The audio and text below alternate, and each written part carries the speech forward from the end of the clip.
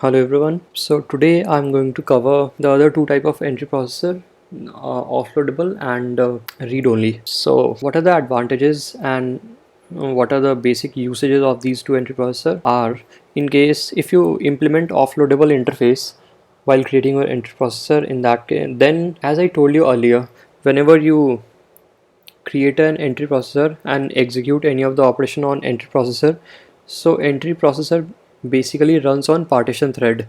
So till the time entry processor is running on the partition thread, no other operation can be executed on that partition thread.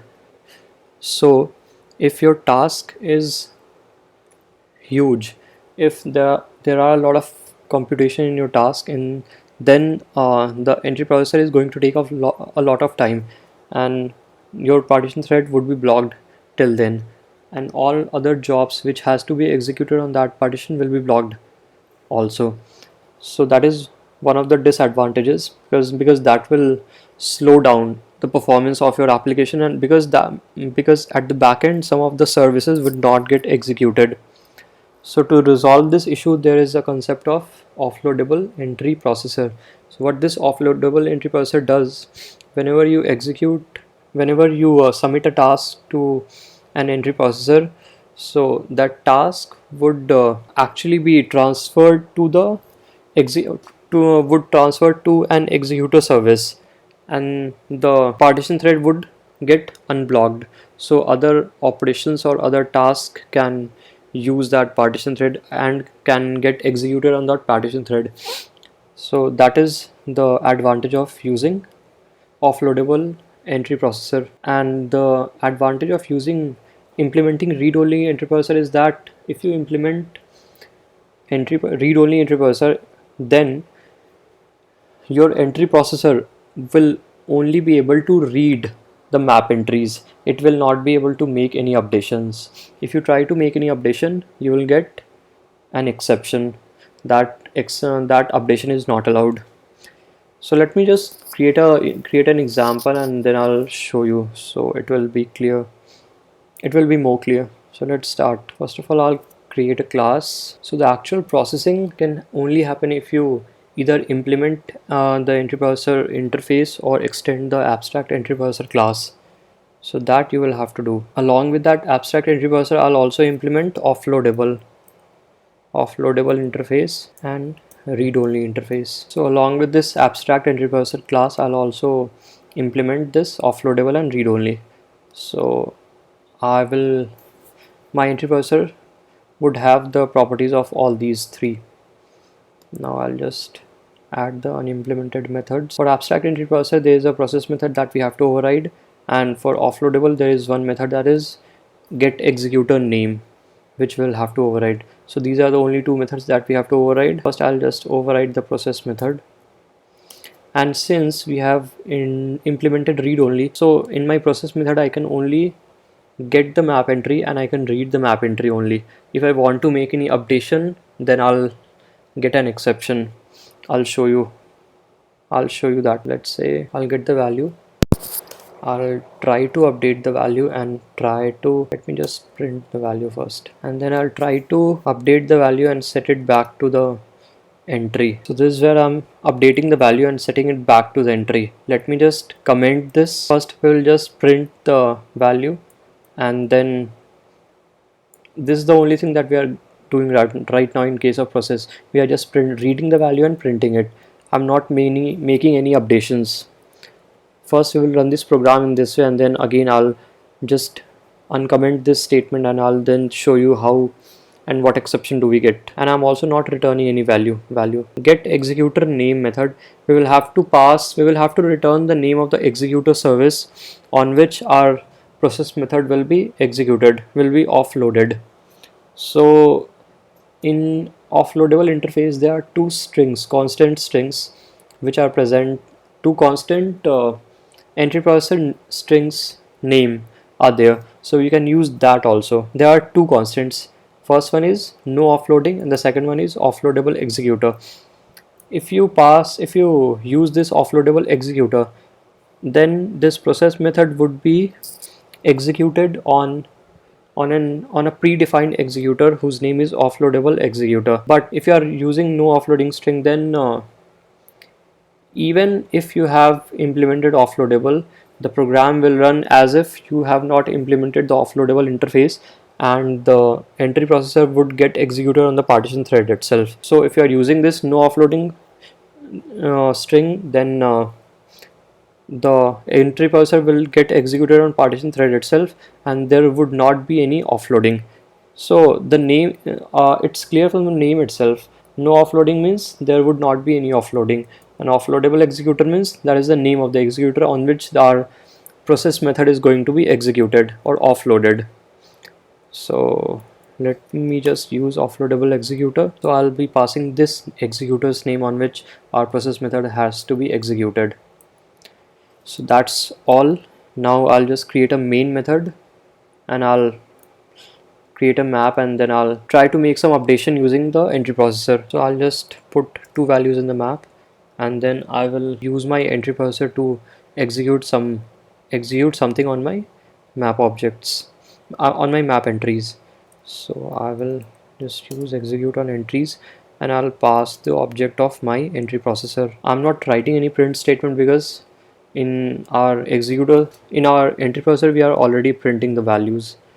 So let's run this program. Whatever print statement we have written in case of our executor service, that print statement is basically getting printed. So our program is working as expected. Now let me just close it, and let me make some updations over here.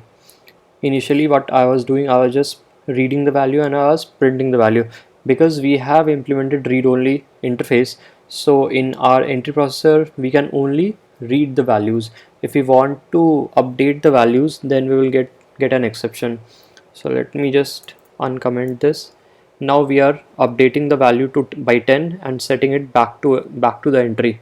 So in this case we will get some exception. So let's run this program again. See, we got an exception, and the exception is unsupported operation exception. See, if you just scroll right, you can see that this entry processor marked as read only, try to modify map, this is not supported. So it's very clear from this line itself that our entry processor, where we want some updations to be made, where whichever entry processor we are using in our program is basically trying to make some updation, but that entry processor is implementing read only, so it can only read the map entries, it cannot update any values. So that is the use of implementing read only interface.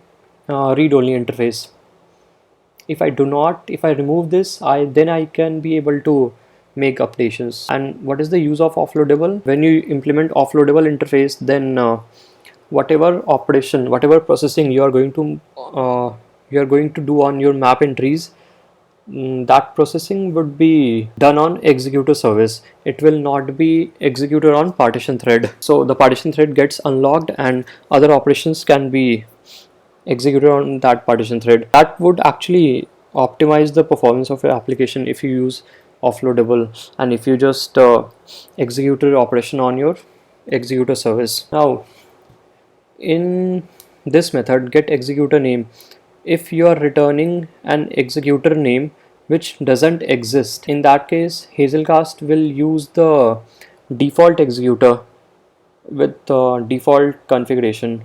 So Hazelcast will still process this method on executor service, but that processing will be done on the default executor. And what is the configuration of that default executor, you will be able to find in your hazelcast.xml. So this is the default executor whose pool size is 16, queue capacity is 0.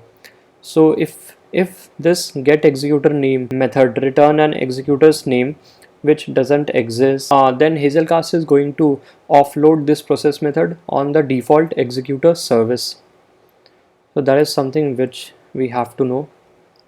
The other point that has to be noted is, if you implement a read-only entry processor, then your entry processor would only be able to read the map values from all the nodes.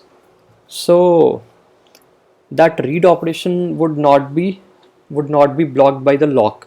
Let's say you have created a different entry processor. Let's say you have created an entry processor A which is making some updations on a map, and then at the same time you are creating a read-only entry parser and you are implementing that entry parser as well. So whenever there is an entry parser which is making an updation on the map entries, so that entry parser will first log the key, and then it will perform the operation, and then it will unlock the key, just to keep the value synchronized, and just to ensure that the data is not getting inconsistent. So locking is used whenever you are using implicit locking, and that is not explicit locking. Implicit locking is being used whenever there is an updation on map entries by using any entry parser. But if your entry parser has implemented read only interface, then your entry parser is only going to read the map entries. So in this case, the entry parser will not worry about the lock, whether the map entry is logged or whether a map entry is not logged. In this case, our entry parser, my offloadable entry parser, would not worry if the map entries are logged or unlogged. Even if the map entries are logged, it will still go and read the value, whichever value we want to read, and it will just show the value or whatever parsing we are going to do. So that is one of the features of implementing read only, that it will not wait for lock.